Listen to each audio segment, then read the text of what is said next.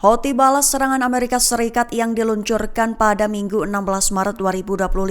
Serangan balasan Houthi yaitu melontarkan 18 rudal dengan target kapal induk dan kapal perang Washington di medan perang Laut Merah. Mengutip Tribun News pada 17 Maret, kabar itu disampaikan lewat juru bicara militer Houthi Yahya Sari dalam pernyataannya. Sari mengonfirmasi bahwa Houthi telah menembakkan 18 serangan yang termasuk lontaran rudal balistik, rudal jelajah, serta sejumlah drone ke arah kapal perang Amerika. Dalam laporan Middle East Monitor, Houthi mengklaim serangannya itu merupakan respons terhadap serangan Amerika Serikat sebelumnya. Perlu diketahui beberapa jam setelah serangan balasan Houthi di Laut Merah, Amerika Serikat kembali melancarkan serangan udara pada Senin 17 Maret waktu setempat. Eskalasi yang dilancarkan Amerika Serikat tersebut telah menghantam kota pelabuhan Hodeidah di Yaman Barat. Adapun Kementerian Pertanian Yaman mengutuk serangan itu dengan menyebutnya sebagai tindakan yang memperburuk penderitaan warga sipil.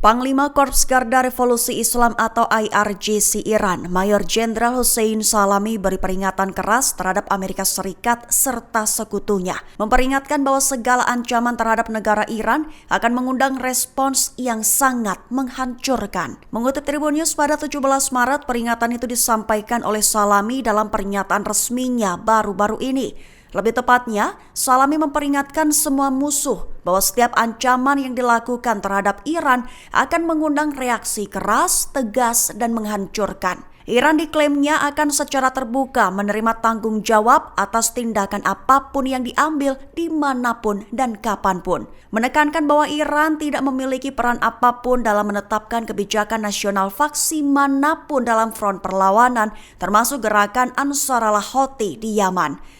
Adapun komentar Salami tersebut muncul setelah eskalasi terbaru ancaman Amerika Serikat terhadap Teheran beberapa waktu lalu.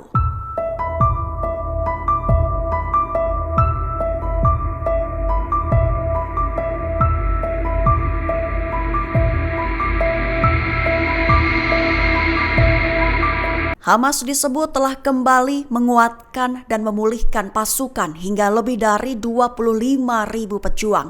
Dengan berpegang informasi itu, Israel disebut akan beresiko gagal mencapai tujuan perang di jalur Gaza. Mengutip Tribun News pada 17 Maret, hal itu diutarakan oleh sekelompok anggota Knesset Israel mengatakan pada 16 Maret 2025 waktu setempat. Lebih tepatnya, Israel telah diberitahu oleh sumber terpercaya mereka bahwa kekuatan militer Hamas dan Jihad Islam Palestina telah dipulihkan.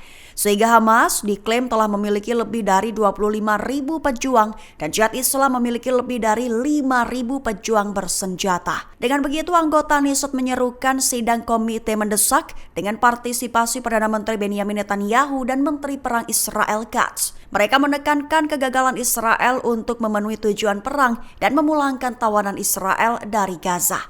Mengingat dalam sebulan terakhir, pemerintah Israel belum memenuhi tanggung jawabnya sebagai panglima tertinggi IDF, serta disebut tidak memajukan tujuan perang untuk mengembalikan mereka yang diculik dan menghancurkan kekuatan militer dan pemerintahan Hamas.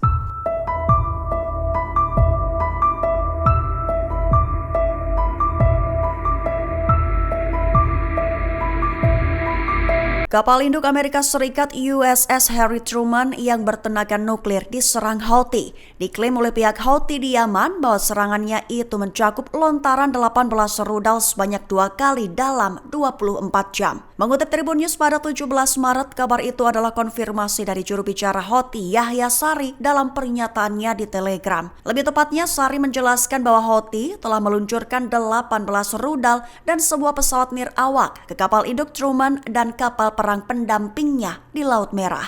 Beberapa jam kemudian dari serangan pertama, mereka mengklaim telah menembakkan rudal kedua. Tidak ada pernyataan resmi dari pihak Amerika Serikat mengenai klaim serangan Houthi tersebut. Namun seorang pejabat Amerika Serikat yang tidak mau disebutkan namanya mengonfirmasi bahwa Houthi memang menembakkan drone dan setidaknya 1 rudal dalam serangan pertama mereka.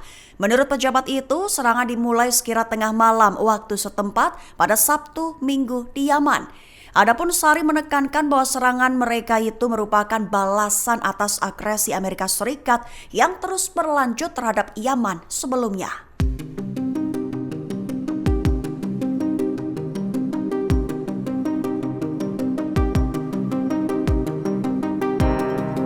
Tentara Suriah dikabarkan telah saling lontarkan tembakan dengan tentara Lebanon di perbatasan. Mengetahui kabar tersebut, Hizbullah memberikan bantahan dengan menyatakan tidak terlibat dalam dugaan penculikan. Mengutip Al Arabiya, pada 17 Maret bentrokan di perbatasan dua negara itu terjadi sejak 16 Maret 2025 malam waktu setempat. Lebih tepatnya, ketegangan di sepanjang perbatasan pegunungan itu telah meningkat dalam beberapa bulan, tepat sejak pasukan oposisi bersenjata menggulingkan Bashar al-Assad dari Suriah. Suriah menuduh Hizbullah menculik dan membunuh 3 tentara Suriah, namun Hizbullah membantah. Sumber Lebanon mengatakan para tentara itu tewas oleh kelompok bersenjata lokal alias suku di Lebanon Timur Laut setelah menyeberang ke Lebanon. Sebagai balasan, pasukan Suriah menembaki kota perbatasan Lebanon, memicu kepanikan warga. Militer Lebanon menyerahkan jenazah ke Suriah dan meningkatkan kehadiran di perbatasan pada Senin 17 Maret. Kontak antar militer kedua negara terus berlangsung. Suriah mengirim bala bantuan dan tank ke perbatasan untuk mencegah pelanggaran lebih lanjut.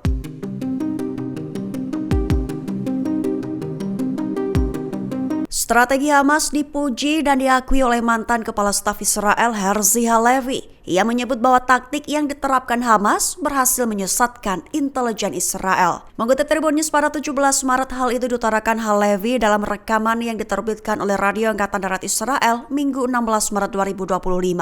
Lebih tepatnya, Halevi mengaku tak punya pilihan selain memuji Hamas, terkhusus atas apa yang disebutnya penipuan yang dipraktekkan untuk melawan Israel sebelum serangan 7 Oktober 2023 lalu.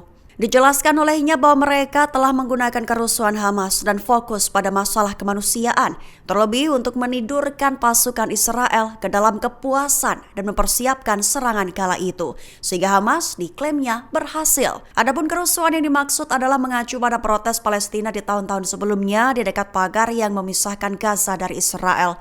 Demonstrasi itu dikenal sebagai Great March of Return, menyerukan hak untuk kembali bagi para pengungsi Palestina yang terlantar pada tahun 1948 dan mengakhiri blokade di Gaza. Diakui oleh Halevi bahwa dalam semua pelatihan militer yang Israel lakukan dan semua diskusi yang diselenggarakan, Israel tidak pernah membayangkan bahkan 5% dari apa yang terjadi pada 7 Oktober alias Operasi Banjir Al-Aqsa. Mengenang 22 tahun kematian Rachel Corrie yang tewas dilindas bulldozer Israel di Gaza. Sebagai informasi, Corrie lahir pada 10 April 1979 dan ia dikenal atas perjuangannya untuk keadilan. Dokumentasi dan tulisannya tentang pelanggaran hak asasi manusia masih terus menginspirasi aktivis di seluruh dunia. Mengutip Palestine Chronicle pada 17 Maret, pada 16 Maret 2003 silam, aktivis perdamaian Amerika Rachel Corrie tewas terlindas bulldozer Israel. Insiden itu tepat saat Corrie mencoba menghentikan pembongkaran rumah Palestina di Rafah, Gaza. Kala itu Corrie bertindak sebagai perisai manusia, namun pengemudi bulldozer tetap melaju dan menabraknya. Israel mengklaim insiden itu sebagai kecelakaan dan membebaskan operator bulldozer dari kesalahan. Keluarga Corrie pun diketahui menempuh jalur hukum, tapi pada 2012 pengadilan Israel membebaskan negara dari tanggung jawab tersebut.